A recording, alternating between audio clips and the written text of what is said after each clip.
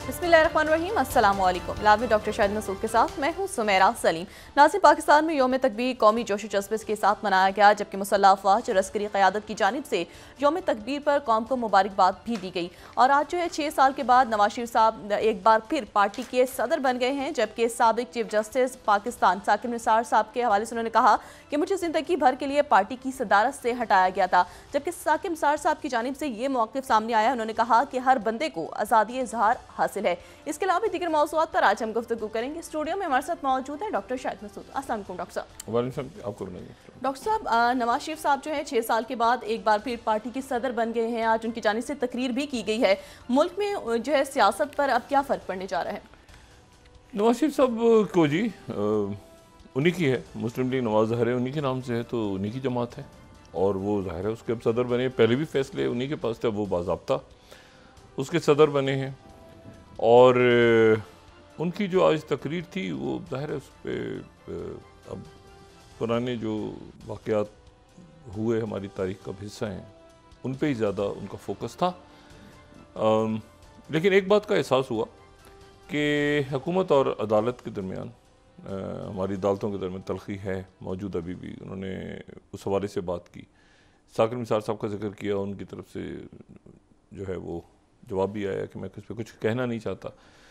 लेकिन ये जो जजेस के और अदालतों के हवाले से बात हुई है तो उससे अंदाज़ा हुआ है कि एग्जीक्यूटिव और जुडिशरी के दरमियान कशीदगी मौजूद है। और फिर तकरीर का काफ़ी हिस्सा जो था वो खान साहब के ऊपर ही उनका था। अपनी भी उन्होंने बहुत से मसाइल बताए कि जो उनके साथ पेश आए इस तमाम अरसे में, हुकूमतों का उनकी जाना और वो सारी बात। लेकिन फिर जो है वो खान साहब की तरफ काफ़ी फोकस रहा उनका। तो अब आगे क्या करना है, कैसे लेके चलना है मुल्क को, क्या इश्यूज़ हैं, उसके ऊपर यकीनन आने वाले दिनों के अंदर हम देखेंगे कि वो बयानियाँ या जो बात है, जो मैसेज है या जो इश्यूज़ हैं पाकिस्तान के इकॉनमी या सिक्योरिटी और बाकी जो मामला उस पर वो क्या मुस्लिम लीग नून जो है वो क्या किस तरह से आगे आती है और हल क्या पेश करती है उन इश्यूज़ का जो 2024, 25, 26, 30, 35 आगे मुस्तकबिल में आज से लेके आगे तक पाकिस्तान को जिनका सामना करना है वो इश्यूज़ हैं। अच्छा, 28 मई मुबारक हो, एक तो कौम को बहुत मुबारक हो सबको। और मैं इस दिन के हवाले से एक बात आपको बताऊं कि मैं जब ये 28 मई 1998 तो मैं उस वक्त डबलिन में था, आयरलैंड, और मैं वहाँ पे थोड़ा सा नहीं काफ़ी दिनों से काफ़ी एक तो काम वगैरह की वजह से, दूसरा ये कि डिप्रेस था। हम लोग थोड़े से डिप्रेस थे, जो मेरे कोलीग्स भी थे पाकिस्तान से, तो वो हम डिप्रेशन में थे। और डिप्रेशन इसलिए था कि वो 12-13 मई को वो इंडिया की तरफ से जो है वो टेस्ट हो गए थे न्यूक्लियर, और बड़ा जनाब के मतलब आते जाते होता है ना कि वो जनाब कहीं उन्होंने कोई जुमला जो है कह दिया और हम डिप्रेशन में, अच्छा जी अच्छा आगे पीछे जाए। लेकिन हमें बिल्कुल अंदाज़ा नहीं था, बिल्कुल कतअन अंदाज़ा नहीं था कि पाकिस्तान ये कर सकता है। मतलब जब ये हुआ है तो वो जो इंटरनेशनल मीडिया में जो खबरें आई हैं, और ये ज़ाहिर है कि उस वक्त ये इस तरह से तो नहीं था कि स्मार्टफोन्स हों या आपके पास कोई यूट्यूब हो या ट्विटर या लाइव स्ट्रीमिंग हो। तो जब खबरें आना शुरू हुई हैं तो सब एक दूसरे को फ़ोन करके आगे पीछे वाकई अच्छा ये वो, फिर टीवी लगाया सब ने। अच्छा, और मेरा ख्याल है कि वो जो वक्त था वो शायद ही उस तरह से जो एक कुदरती खुशी होती है, नहीं बहैसियत एक पाकिस्तानी फील प्राउड कि भाई ऐसे ये भी हो गया है। मतलब 5 इंडिया ने किए थे तो 5 पाकिस्तान ने, और फिर उसके बाद और एक तवातर के साथ, यानी कोई किसी किस्म का कोई टेक्निकल फॉल्ट। अब साउथ ये सॉरी जो बड़े बड़े मुल्कों के, ये अपना नॉर्थ कोरिया का कल एक टेस्ट था, और बाकी तो वो बड़ा रिस्की होता है ऐसे मौके पे, ख़ास तौर पे जब आपका जो मद्दे मुकाबिल है वो आपको गौर से देख रहा हो, बड़ा एक चैलेंजिंग दुनिया के सामने। लेकिन वो जिस तरह से हुआ 5, और फिर 2 दिन के बाद, मेरे ख्याल से 2 या 3 दिन के बाद 30 तारीख को जो है वो 30 मई को छटा, तो 5 के जवाब में पाकिस्तान ने 6 जो है वो टेस्ट किए और कामयाबी के साथ ज़बरदस्त अंदाज में। और पाकिस्तान की जो न्यूक्लियर की जो ज़ाहिर है मैं उस पर अब हम किस लेवल पे हैं या क्या मिसाइल प्रोग्राम है, इंडिया का क्या है, रीजन में क्या सारा सिलसिला हो रहा है। लेकिन यह है कि उसके बाद बहुत से लोगों से मीडिया में आने के बाद मुलाकातों का मौका मिला, तो बहुत एक लंबा सफ़र पाकिस्तान की न्यूक्लियर प्रोग्राम का, और उसमें बेशुमार अनसंग हीरोज़ तब भी और आज भी होंगे यकीनन। यानी ऐसे लोग जो कि जिनके नाम नहीं आते और जो को काम कर रहे होते हैं उसके उनको कोई तमगे या कोई उनको तारीफ़ें या उनका ऐसा भी सिलसिला नहीं होता, अनसंग हीरोज़। लेकिन ये कि कुछ शख्सियात सामने भी आती हैं। भुट्टो साहब से अगर हम आगाज़ करें, 1972 की उनकी मुल्तान की मीटिंग, जहाँ पर उनका ये जहन में आई बात कि भाई ये वेपन्स की तरफ जाना चाहिए पाकिस्तान को भी, और फिर डॉक्टर अब्दुल कदीर ख़ान साहब को उन्होंने बुलाया, बाहर से वो तशरीफ़ लाए, और फिर जो है वो उसमें जो भुट्टो साहब के साथ जो एक ब्यूरोक्रेट्स की कमेटी बैठी। अब आप ये देखें कि ये ब्यूरोक्रेट्स सिविलियंस हैं 3, और उनकी जो कमेटी बनी जिसमें ग़ुलाम इसाक़ खान साहब, आगा शाही साहब और AGN काजी साहब, और ये जो है ये तमाम मामलात को एक सिविलियन साइड से देख रही है, और दूसरी तरफ जो अली ज़ामिन नकवी साहब, लेफ्टिनेंट जनरल अली ज़ामिन नकवी साहब, वो इसकी सिक्योरिटी के हेड, और इसमें इस न्यूक्लियर यहाँ तक जाने में एक बड़ी वजह ये थी कि इसमें कोई इसको PC-1 नहीं बन रहा था, इसकी कोई फाइलें नहीं घूम रही थी, इसमें कोई जो है ना वो इवन IS और IBB प्रोजेक्ट से अलग थे। मतलब ये एक बिल्कुल एक आप समझें कि इसमें कोई रेड टेप नहीं, बिल्कुल एक जो है ये प्रोजेक्ट चलता रहा, और उसमें जो है वो मतलब मैंने आपसे कहा ना कि वो नहीं है कि जी कोई PC-1 बनाओ, फाइल लेकर आ जाओ, काबीना के इजलास हो रहे हैं, प्रेस कॉन्फ्रेंस हो रही है, उसके बाद कुछ एक जो है ना वो, और उस दौर में। अच्छा, फिर इसमें जो है वो डॉक्टर अब्दुल सलाम, उनका बहुत बड़ा रोल। अच्छा, IH उस्मानी साहब, मुनीर अहमद ख़ान साहब, और फिर उसके बाद जो Pakistan atomic energy commission doctor Ashfaq Ahmed और डॉक्टर समर मुबारक मंद साहब, उनका बहुत इसमें कलीदी किरदार रहा। और ये जो है ये एक तो स्ट्रेटेजिक एम्बिग्विटी थी पाकिस्तान का जो चला कि भाई ऑलवेज डिनाइंग न्यूक्लियर एम्बिशंस, ठीक है ना, लेकिन उसको रूल आउट भी नहीं कर रहा है। मतलब एक एम्बिग्विटी में पाकिस्तान रहा कि भाई है भी नहीं है, नहीं है क्या, मतलब वो होता है ना कि उसमें चलता रहा ये सारा सिलसिला। और उसमें जो है वो लेकिन यकीनन जहन में ये था कि भाई मद्दे मुकाबिल आपके इंडिया जो है वो तैयार कर रहा है, और एक यहाँ पे डिफेंस ज़रूरी है। और आप देखें कि कितने साल पहले से, यानी 72 से लेके आप स्टार्ट करें तो ये 80, 84, इवन 79 में बयान होता है जब ज़ियाउल गए तो वहाँ पे साहबजादा याकूब खान और KM आरिफ जब अमेरिका गए वो, तो वहाँ पे बात हुई कि जी आप कर रहे हैं, अमेरिका पसंद नहीं करता, किताबें भी छपती नहीं, सब कुछ। अच्छा, लेकिन जो इशू है वो ये कि वो इसमें एक तो ये जो कोल्ड वॉर और ये जो अफगान वॉर हुई तो उसमें दुनिया उधर लग गई, तो पाकिस्तान की ये देखें ना कि मतलब इतना कुछ हो रहा है, लेकिन ये जो न्यूक्लियर है ये नहीं कहीं रुक रहा, इस पर कोई काम नहीं रुक रहा, ठीक है। मतलब यहाँ लड़ाई हो रही है, जिहाद हो रहा है, हंगामे हो रहे हैं, वो लोग अपना, तभी बीच अफगान जो वॉर थी उसके दौरान 84 में वो होता है कि जी कहूटा पे हमला होना है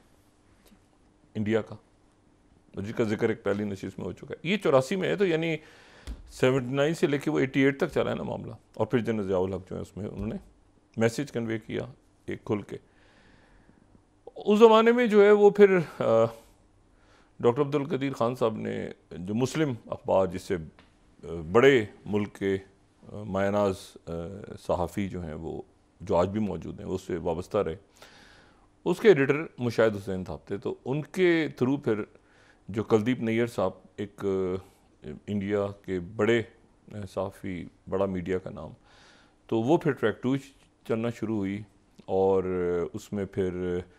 साहबजादा याकूब ख़ान और आगा शाही साहब और ऐसे आपके पास सफारतकार मौजूद थे। और ये फिर जाके मामला जो है ये 90s के अंदर, और अच्छा उस वक्त भी ये हुआ कि उन्होंने डॉक्टर AQ खान ने जो इंटरव्यू दिया, ये 84 में ही उनका जो इंटरव्यू आया 84 में ही, उसमें उन्होंने कहा कि कहूटा पे अगर हमला करने की गलती कर भी दी तो ये ज़हन में रहे कि हमारे पास सिर्फ कहूटा नहीं है और भी जगह हैं। मतलब इससे एक और जनाब उन्होंने मैसेज कन्वे किया। तो वो जो है बहरहाल वो मामला जो है वो चलता रहा। फिर 90 में एक तलखी पैदा हुई, फिर मतलब एक मुस्तकिल एक सिलसिला चलता रहा कि न्यूक्लियर प्रोग्राम। लेकिन ये है कि बहरहाल ये 1998 में जाके, जब अब इस बात का इल्म नहीं है मुझे कि क्या इंडिया को इस बात का एहसास था कि पाकिस्तान ये जवाब देगा और एक भरपूर अंदाज में देगा। मतलब क्या उनके पास बिल्कुल इंटेल नहीं थी, वरना वो ये ना करते। 5 के बदले में 6 होना, और वो एक उसके बाद फिर देखें ये जो है ना ये डेटरेंस है। मतलब ये ऐसा नहीं है कि उन्होंने न्यूक्लियर वेपन चलाना है या आपने न्यूक्लियर वेपन चला देना है, खुदा न खास्ता न्यूक्लियर वॉर तो दरमियान में, लेकिन कई मौके ऐसे बयान होता है कि कारगिल में एक मौका ऐसा आ गया था जब बिल्कुल। लेकिन असल बात यह है कि जो ये आपके डेटरेंस था, यानी वो आपके ऊपर अटैक ना करे, और ये जहन में रखे। और पाकिस्तान की अभी तक जो है वो मेरा ख्याल है कि फर्स्ट स्ट्राइक पॉलिसी है। अब इशू ये है कि इसमें लेकिन अब जाहिर है कि पाकिस्तान के तो जो पाकिस्तान के सिक्योरिटी के कंसर्न्स तो बहुत ज़्यादा हैं, और पाकिस्तान की एक जगह ऐसी है दरमियान में कि मतलब हर तरफ से ही पाकिस्तान के, लेकिन जाहिर है हमारे वेस्टर्न बॉर्डर्स पे तो एक मामला हमारे बरादर मुल्क हैं, उनके साथ ऊंच नीच होती रहती है और चलते रहते हैं सिलसिले। लेकिन ये कि जो इंडिया है वो जाहिर है कि अब वो एक अलग गेम में है, यानी वो तैयार कर रहा है अपने आप को कि हमने जो है वो चाइना से लड़ना है। तो वो जाहिर है कि सारा, लेकिन वो जैसे मैं कभी कभी कहता हूँ ना कि हमारा दिल उधर है और तो मतलब हमारा जो है वो दिमाग चाइना की तरफ होता है और दिल हमारा जो है अभी भी कहता है कि अमेरिका, तो दरमियान में हम बैलेंस कर रहे हैं। इंडिया का इशू ये है कि उनका जो दिमाग है वो चाइना की तरफ लगा हुआ है, दिल उनका जो है ना वो पाकिस्तान में अटका हुआ है अभी भी। मतलब वो जब मतलब उनकी तकारीर सुने, उनकी बातें सुने, उनके बयानात आप सुने, तो उसमें चाइना कम और इंडो पैसिफिक और बाकी कम और पाकिस्तान ज़्यादा। तो वो उसमें वो जो एक रवायती सिलसिला है ना वो उसमें है, लेकिन ये कि उसमें वो हथियार और बाकी चीज़ें तो वो तो कह रहे हैं चाइना के, लेकिन आपका मतलब वैसे क्या, मतलब कभी उनसे जब बात होती है ऑफ द रेकॉर्ड मीडिया वगैरह के लोगों से, तो मतलब ये मतलब क्या ये पॉसिबल है फ्यूचर में? खुदा ना खास्ता, वैसे तो यहाँ कभी भी ऐसी सूरत ना पैदा हो कि कोई बड़ी जंग हो या इस तरह से हो, लेकिन ये सारे वेपन्स जो हैं ये मतलब चाइना के ऊपर चलेंगे और चाइना जवाब में उन पे इंडिया पे चलाएगा। भाई ये जो देखें ये तो डिफरेंस ही है ना फिर। मतलब इस तरह की वॉर तो कभी भी मुमकिन नहीं है, लेकिन ये है कि इंडिया अपने आप को तैयार ज़ाहिर कर रहा है कि चाइना के साथ भी है उनका। लेकिन मैंने वही बात की ना कि वो जो भी मिसाइल है, जो भी चीज़ तैयार कर रहे होते हैं, वो दिल उनका पाकिस्तान पर अटका होता है। तैयार होकर चाहिए चाइना चाइना चाइना, अंदर से दिल उनका जो है ना इधर। अच्छा, और पाकिस्तान का तो खैर दिल और दिमाग दोनों न्यूक्लियर के हवाले से वो जाहिर है। इंडिया के मद्दे मुकाबले डेटरेंस हमारा तो और किसी से यहाँ पे नहीं है मामला, लेकिन उनके लिए जो है वो अब जाहिर है कि उनका 2 न्यूक्लियर पावर्स के दरमियान अब वो इंडिया मौजूद है। तो वो अब किस तरह क्या स्ट्रेटजी होती है, ख़त्ते में अमन आना चाहिए, बातचीत होनी चाहिए, लेकिन बहरहाल उसमें फिर पाकिस्तान का न्यूक्लियर जो प्रोग्राम था वो मिसाइल प्रोग्राम पे फिर काम हुआ, फिर वो बहुत आगे चला गया। अब उसमें अब देखें ना उसमें जो भी लोग काम कर रहे हैं या काम करते हैं, जिनको अनसंग हीरोज़ हैं, हमें भी नहीं पता कौन है। तो ऐसा तो नहीं होता कि हर रोज़ आके वो एक प्रेस कॉन्फ्रेंस करें और वो बताएं, या इवन कुछ किसी को पता भी चले कि कौन से लोग हैं उसमें, ये कौन से लोग पहले थे जिन्होंने तमाम दुनिया से पाकिस्तानियों ने, और जाहिर है कि बहुत बड़ी टीम होगी, ये कोई हमें जो चंद नाम सामने नज़र आ रहे हैं तस्वीर, ये तो नहीं, बहुत बड़ी टीम होगी, जो साइंटिस्ट थे, जो सिक्योरिटी ऑफिशियल्स थे, जो सिविलियंस इन्वॉल्व थे पूरे। तो एक बड़ा दिन है जिसको मेरा ख़्याल से बड़े ज़बरदस्त अंदाज में हमें याद रखना चाहिए और ज़्यादा काम करना चाहिए, छुट्टी नहीं करनी चाहिए। मतलब ये छुट्टी की कुछ तो मुझे समझ नहीं आई, होगी कोई, लेकिन कुछ छुट्टी नहीं करनी चाहिए। ऐसे मौके पे ज़्यादा काम करना चाहिए ताकि हम ये बता सकें कि भाई हम बड़ा काम करते थे, और काम तो वैसे अभी भी करते हैं, मगर ये कि वो उसका कोई मतलब वो उसका कोई नतीजा नहीं सामने आ रहा। लेकिन अब देखें ना कि आप न्यूक्लियर आपने बनाया, और ये काम जो है ये आपने 70s और 80s की दिहाई में किया। अच्छा, अब ज़ाहिर है आने वाले दिनों के अंदर भी सियासत किस तरफ जा रही है, लेकिन बात वहीं से कि जियो पॉलिटिक्स शुरू होगी गज़ा से। गज़ा में आज अभी थोड़ी देर के बाद अक़वाम मुत्तहिदा की सिक्योरिटी काउंसिल का इजलास हो रहा है, जनरल असम्बली का नहीं, सिक्योरिटी काउंसिल का इजलास हो रहा है रफ़ा में जो जहरीत हुई है उसके ऊपर। और देखना यह है कि उस सिक्योरिटी काउंसिल के अंदर क्या करारदाद अल्जीरिया पेश कर रहा है फौरी तौर पे जंगबंदी की, और दोबारा तो क्या इसको फिर वीटो किया जाता है या इसको वीटो नहीं करता अमेरिका, अब क्या होता है। लेकिन इस दौरान जो है वो मुज़ाकरा जो आज होने थे वो रुक गए अपनी जगह। रफ़ा में, रफ़ा का जो मरकज़ है, सेंटर, वहाँ पर जो है वो इसराइल के टैंक्स मौजूद हैं इस वक्त, और 40-50 और शहादतें हुई हैं पिछले 24 घंटों में। और इसमें जो 3 मुल्क हैं, 3 मुल्क, उन्होंने आज जो है वो ऐलान किया है कि हम फ़लस्तीन को तस्लीम कर रहे हैं। और ये जो 3 मुल्क हैं ये हैं स्पेन, आयरलैंड और नॉर्वे। इन तीनों ने ऐलान किया है कि हम फ़लस्तीन को तस्लीम कर रहे हैं आज़ाद रियासत के तौर पे, और बल्कि उसमें जो उन्होंने जो उनके स्पेनिश जो प्राइम मिनिस्टर हैं उन्होंने ये कहा कि हम इसको मतलब जो उन्होंने तीनों ने जो बात की है तो उनकी तरफ से ये बात हुई है कि 67 के बॉर्डर्स और मशरिकी यरूशलेम उसका दारुल हुकूमत, यानी वही स्टांस मुकम्मल तौर पे जो कि पाकिस्तान समेत तकरीबन तमाम दुनिया का है, और आज़ाद फ़लस्तीनी रियासत। इसराइल की तरफ से शदीद मज़म्मत हुई है, तो उन्होंने ये कहा है कि हम इस पे जो है वो एक मुश्तरका जवाब जारी करेंगे, तीनों मुल्क। अच्छा, यहाँ पर मैं आपको सिर्फ ये बताऊँ कि अगर 14th स्लाइड हम देखें ना यहाँ पे, तो ये स्लोवेनिया जो है उन्होंने कहा है कि वो जुमेरात को तस्लीम करने जा रहे हैं, जुमेरात को 14th स्लाइड में ये उन्होंने ऑफिशियल ऐलान किया है कि वो इस जुमेरात को पैलेस्टाइन को रिकग्नाइज करने जा रहे हैं। ठीक है, अच्छा, ये जो है ये अब तो ये 4 मुल्क, स्लोवेनिया यानी 4 मुल्क इस हफ्ते में यूरोप के जो है वो 4 जून, ठीक है,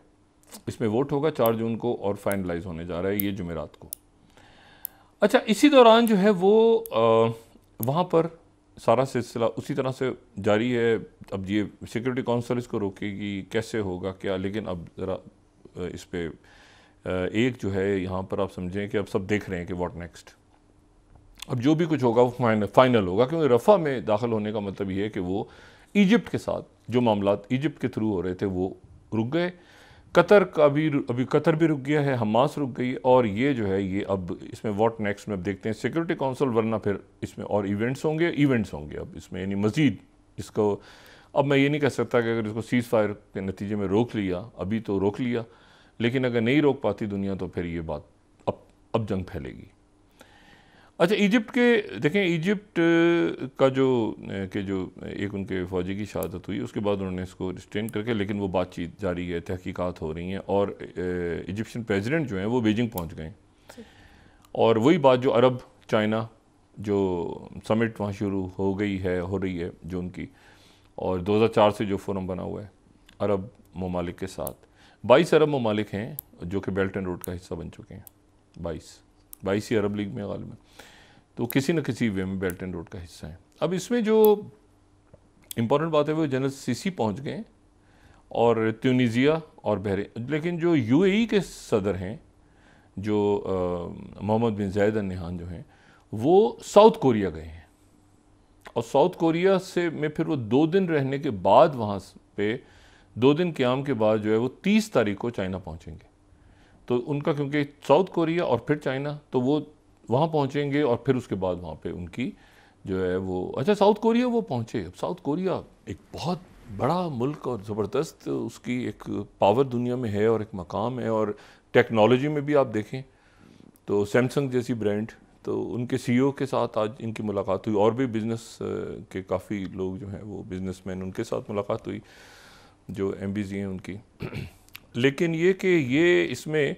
अब चाइना से फिर गज़ा पे एक स्टांस आएगा, और आज देखना है कि सिक्योरिटी काउंसिल में क्या होता है। और इसी दौरान जो गार्डियन है, आज 2 खबरें बड़ी अजब आई। एक तो आज गार्डियन ने एक रिपोर्ट शाये की है बड़ी तवील, और वो रिपोर्ट जो है वो ये कहती है, अगर हम 12th यहाँ पे दिखा सकें गार्डियन की रिपोर्ट रिवील्ड, ये इन्होंने इन्वेस्टिगेटिव रिपोर्ट है, और वो ये कहते हैं कि जी यूसी कोहन, देखें, Israeli spy chief threatened ICC prosecutor over war crimes inquiry. अच्छा, ये अब तमाम दुनिया में और इसराइल का मीडिया हर जगह डिस्कस हो रही। ये जो फॉर्मर मोसाद के सरबराह थे, इन्होंने मिसेस फताह बिन सूदा को इन्होंने कई मुलाकातें उनसे हुई 2000। अच्छा, ये जो खातून हैं इनका ताल्लुक जो है वो यानी आप ये समझें कि ये अपने मुल्क में जो हैं ये रही हैं, वज़ीर कानून भी रही हैं, और ये जो है ये कई साल पहले जब शामिल हुई आईसीजे नहीं, आईसीसी, वो आईसीसी जिसने चंद रोज़ पहले वारंट निकाला था, यानी जो अक़वाम मुत्तहिदा के अंडर, ये अपने मुल्क में जो है वो वज़ीर कानून भी रही हैं, अटॉर्नी जनरल भी रही हैं, और ये जो है ये अब मुंसलिक हैं। अगर हम इनका दिखा सकें पोर्टफोलियो, तो ये नेल्सन मंडेला फाउंडेशन से हैं। 16 स्लाइड अगर हम दिखाएं, ये 2012 से 2021 तक ये रही हैं वहाँ पे,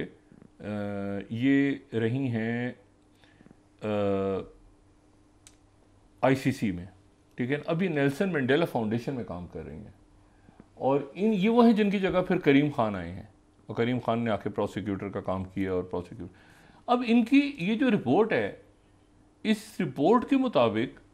ये जो यूसी कोहन है, ये नेतन्याहू की डायरेक्शन पे जब ये 9 साल पहले आईसीसी में आई, तो इनके साथ मुलाकातें शुरू कर दी, और चंद मुलाकातों में उन्होंने इनको ये कन्वे किया कि मोसाद के पास आपकी पूरी फैमिली की details, telephone recordings, according to guardian,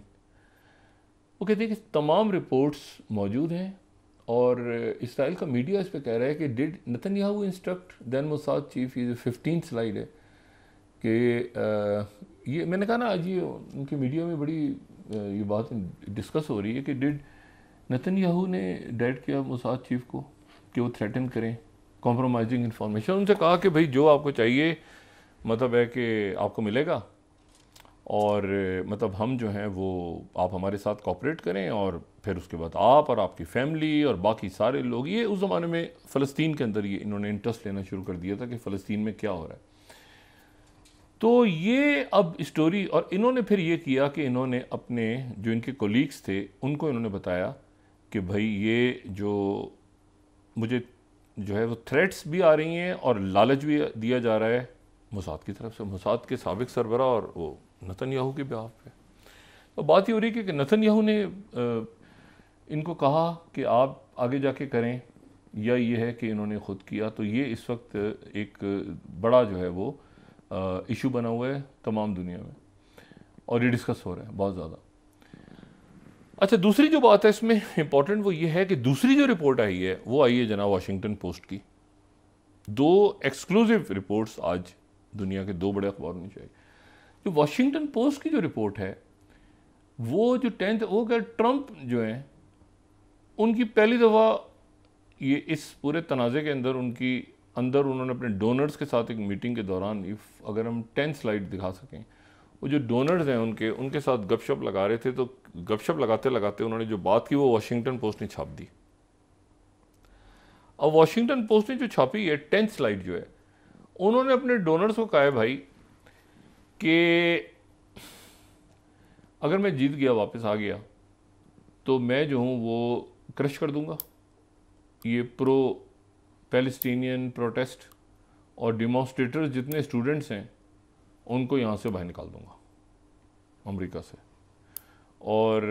उन्होंने कहा कि मैं ये जो वॉशिंगटन पोस्ट की रिपोर्ट है ये कहती है कि जी उन्होंने फिर ट्रंप साहब ने ये कहा कि भाई मेरे तो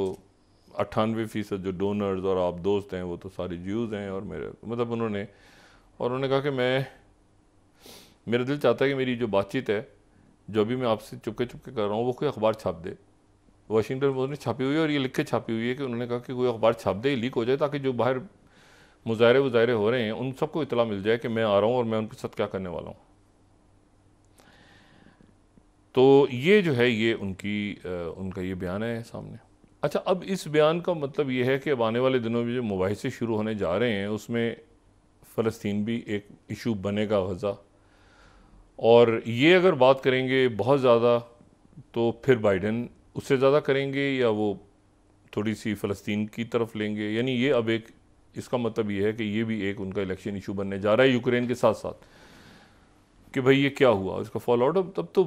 तकरीबन वहाँ पे बहुत, लेकिन अभी भी 10 लाख लोग यहाँ पे गए हैं जो रफ़ा में मौजूद है, 10 लाख लोग महफूज इलाकों में, वहाँ बहुत बड़ी तादाद में अभी भी इंसान अभी भी वहाँ पे ज़िंदगी मौजूद है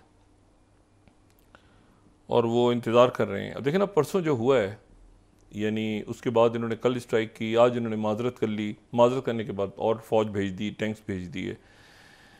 तो एडमिट कर लिया इन्होंने कि गलती हुई है हमसे। फिर उन्होंने कहा कि वो जो एक पहली स्ट्राइक हमने की थी, जो सेकंड स्ट्राइक जो हुई वो गलती से हुई, उसमें लोग जल गए ज़िंदा और ये सारा। मगर ये बातें जो हैं, और दूसरी जो बात है वो मेरे लिए ज़्यादा जो है वो आप कहें कि वो हैरान कुन भी है, और इसके ऊपर जो उनके तबसरे या उनकी बाकी बातें जब आती हैं तो उसको जब ये उनकी बहस होती है कि जी ये जो लोग खुशियाँ मना रहे थे, क्या ये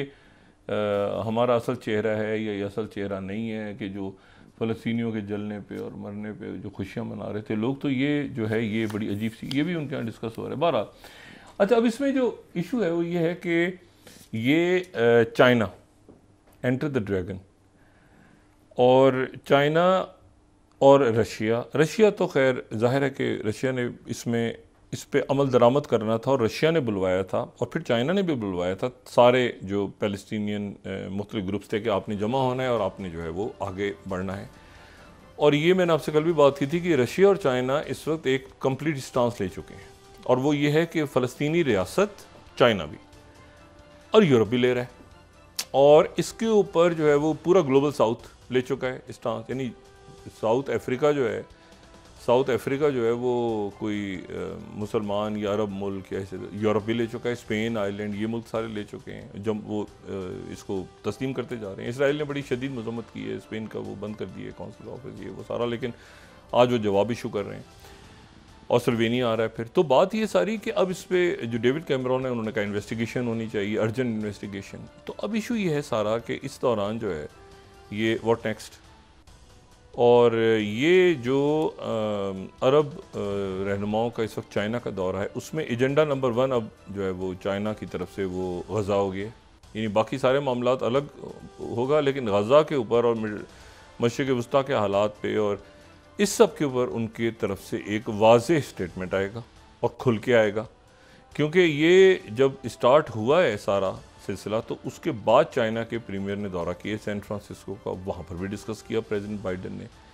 फिर उसके अरब मुल्कों से बात हुई, फिर कभी ब्लिंकन आ रहे हैं, कभी जैक सुलिवन आ रहे हैं, कभी CIA चीफ आ रहे हैं। तो अगर पूरी दुनिया के काबू में, इन सब के काबू में अगर नेतन्याहू नहीं आ रहे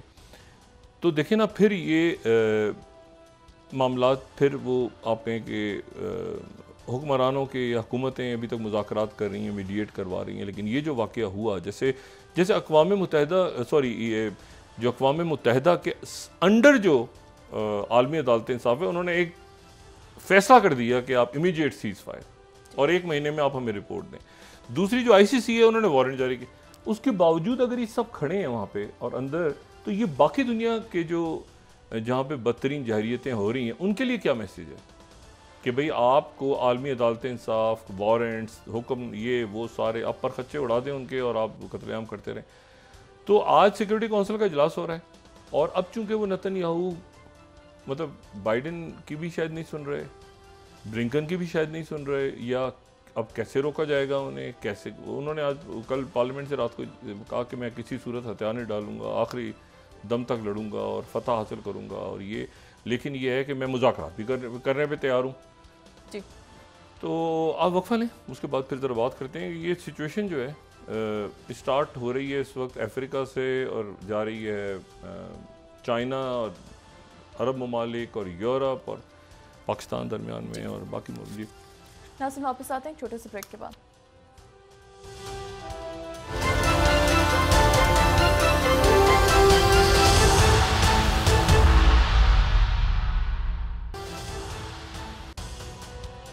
वेलकम बैक नाज़रीन। डॉक्टर साहब, आप ये कह रहे थे आज की तकारीर थी उससे ऐसा लगा कि हुकूमत और अदालतों के दरमियान कशीदगी है। मुनासिब नहीं, अदारों के दरमियान और हुकूमत और अपोजिशन खान साहब के दरमियान भी अब किस तरह मामला आगे चलते हैं सियासत के, आने वाला हफ्ता ज़रा अहम है। लेकिन मैं आपको सिर्फ ये जो 28 मई के हवाले से आप ये देखें कि ये सारा जो न्यूक्लियर पाकिस्तान की अगर तारीख आप देखें तो भुट्टो साहब के दौर में शुरू हो रहा है, ठीक है, और उसके बाद डॉक्टर अब्दुल कदीर खान आ रहे हैं, बाकी टीम यहाँ पे बन रही है सारी, और इसमें जो इसकी जो निगरानी है सिविलियन साइड पे, तो उसमें ग़ुलाम इसा खान साहब का रोल आप देखें। यानी आप ये देखें ना कि फ़ौज तो है लेकिन सिविलियन साइड जो है उस पर भी आगा शाही साहब हों या बाकी शख्सियात हों, और फिर कितना केओटिक है वो अरसा। भुट्टो साहब को दरमियान में उनकी 5 जुलाई को हुकूमत जाती है, फिर उसके बाद उनकी जो उनको फांसी दिए जाने का अफसोसनाक वाक़या जो है वो हमारी तारीख का हिस्सा है वो, फिर उसके बाद ये आप देखें कि ये अफ़गानिस्तान के अंदर ये पूरी जो 80 की दहाई है कितनी केओटिक है। इसमें आपके पड़ोस में 2 बड़ी जंगें हो रही हैं, एक तो जंग सोवियत यूनियन की और हो रही है वहाँ पे अमेरिका की, और ज़ाहिर पाकिस्तान उसमें मौजूद है, और दूसरी जो है वो ईरान इराक वार हो रही है जो कि 8 साल जंग है। अब इस पूरे दौर में यानी फिर 80 की दिहाई आती है, फिर 90 के अंदर गवर्नमेंट्स आ रही हैं जा रही हैं, ज़िया-उल-हक साहब के तैयारे के साथ सानिया पेश आता है, सब कुछ हो रहा है। ग़ुलाम इसा खान साहब जो है वो मुसाफ़ी हो गए ये 93 के अंदर, बाकी लेकिन आप देखें ये जो आपका न्यूक्लियर और ये आपका उसके बाद भी जो मिसाइल प्रोग्राम है, जो मैं बार बार बात कहता हूँ ना कि ये अनसंग हीरोज़ जिनके नाम ना पता होते हैं ना इसके वहाँ तक, वो किस तरह से इस पूरे केओटिक टाइम में, यानी 80 की दहाई केओटिक है, बहुत केओटिक है, और अभी पाकिस्तान के पास रिसोर्सेज भी नहीं है इतने, पाकिस्तान के पास कोई बहुत ज़्यादा, पाकिस्तान के अंदर कोई आप कहें कि जी भाई दुनिया के चंद मुल्क ही उस वक्त ऐसे हैं ना जिनके पास न्यूक्लियर वेपन्स हैं, लेकिन आपके पास जो है वो टेक्नोलॉजी में मौजूद है और 80 की दहाई से मौजूद है। यानी उस वक्त जो ज़िया-उल-हक बात कर रहे हैं और उस वक्त जो बात अब्दुल कदीर ख़ान बात कर रहे हैं और ज़िया-उल-हक बात कर रहे हैं, और साहबज़ादा यकूब ख़ान जब गए हैं मैसेज लेके इंडिया का, एक उन्होंने शायद दौरा किया है दरमियान में, तो उसमें जो है वो ये कह रहे हैं कि भाई बिल्कुल, मतलब मैंने कहा ना स्ट्रेटेजिक एम्बिग्युइटी वाली कि भाई बस नहीं है मगर है भी, नहीं भी है भी, मतलब दरमियाना पाकिस्तान अपनी बात कर रहा है, और ताकि और इंटेलिजेंस को भी बाईपास किया हुआ है पूरी दुनिया की। वो किताबें कोई क्लेम कर रहा है, कोई नहीं, कोई तरदीद आगे पीछे, तरदीद भी क्या, बस वो ज़िया-उल-हक साहब से पूछ रहे हैं वो भी मुस्करा के जवाब दे रहे हैं, कोई बेनज़ीर भुट्टो साहब से पूछ रहा है तो वो भी मुस्करा के इधर उधर जवाब दे रही हैं, कोई नवाज शरीफ, उस वक्त देखें ना नवाज शरीफ साहब से कोई पूछ रहे हैं वो भी कह रहे हैं अच्छा जी, ग़ुलाम इसा खान से पूछ रहे हैं वो कह रहे हैं अच्छा ऐसे नहीं ऐसे होता है, मतलब होता है स्ट्रेटेजिक है, आप उसमें रखा हुआ सबको। और उस पूरे दौर में आप देखें कि आपका न्यूक्लियर जो है वो आगे चलता रहा, हुकूमतें भी आई, ब्यूरोक्रेट चेंज हो रहे हैं, तो और अब भी आपका जो वेपन सिस्टम है जो बेसिकली तो डिफेंस के लिए, लेकिन ये है कि उसने बैलेंस रखा हुआ है। अच्छा, अब बैलेंस ख़राब इसलिए हो रहा है कि इंडिया का मसला पंगा, वो कह रहे हमारे चाइना से मसला है और है, लेकिन फिर मैंने वही बात की ना कि वो चाइना से करके तो वो इतना ज़्यादा अब आर्म्स रेस के अंदर वो क्योंकि वो चाइना को अपने मुताबिक, लेकिन वही बात के दिल इधर अटका हुआ है, दिमाग उधर अटका हुआ है, इसलिए वो कभी 2 front war, 2.5 front war, 3 front war, खुदा जाने क्या। और हम हमेशा ये कहते हैं कि भाई इधर से कुछ भी नहीं होगा, पाकिस्तान के बहुत अपने इश्यूज़ हैं, उधर वो छोटा बच्चा कहता है ना पीछे तो देख, उस तरफ जो इश्यूज़ हैं ना जो उधर जन्म ले रहे हैं, जो म्यांमार के साइड पे, मणिपुर के साइड पे, बाकी जो उधर के जो बॉर्डर्स हैं जो बहुत जहाँ पे इस वक्त केओस है। 12 अब ये देखें कि ये जियो पॉलिटिक्स अब ये अजीब शक्ल इख्तियार कर गई है जो गज़ा की है। जियो पॉलिटिक्स क्या है, एक अलमिया है, लेकिन इसमें से क्या सिचुएशन बरामद होगी, क्या हालात निकलेंगे इसमें से। अमेरिका तो देखें अब सारे मुल्कों से बराह रास्त बात कर रहा है, इसराइल को उसने कर दिया साइड पे कि आप इनसे ताल्लुक़ रखें या ना रखें। सऊदी अरेबिया के साथ भी बायलैटरल उनके डिफेंस पैक्ट हो रहा है, यूएई के साथ उनकी डायरेक्ट बात हो रही है, और आगे लेकिन वो जो भी मामला है उसमें हर जगह फ़लस्तीन आ रहा है, हर जगह सऊदी अरेबिया उसको लेके जा रहा है, हर जगह उसको इजिप्ट लेके जा रहा है, हर जगह उसको जो है वो लेके जा रहे हैं। यूरोप के अंदर आप देखें ना, ईयू से जो मीटिंग्स हुई हैं, ये जो उनके इजिप्शियन फॉरेन मिनिस्टर हैं शोकरी जो हैं, ये चूँकि प्रेसिडेंट सीसी पहुँचे हैं बीजिंग, तो वो पहुँचे हैं बीजिंग, लेकिन वो ब्रसल से गए, वो ईयू के लोगों से मिल के गए और वहाँ उनको कन्विंस करके और मुबारकबाद और शुक्रिया अदा करके स्पेन और आयरलैंड और बाकी तो मुल्कों का, और चौथा मुल्क अब लेगा रिकगनाइज़ करेगा, तो सारे मुल्क अगर रिकगनाइज़ कर गए तो अमेरिका पीछे रह जाएगा। देखें जो आइसोलेशन है ना, ये मैंने आपसे कहा ना, इसका इमीडिएट सीज़फायर और नेगोशिएशंस, और फिर उसकी टर्म्स, और पहले तो इमीडिएट सीज़फायर हो जाए ना, जब सीज़फायर हो जाएगा तो फिर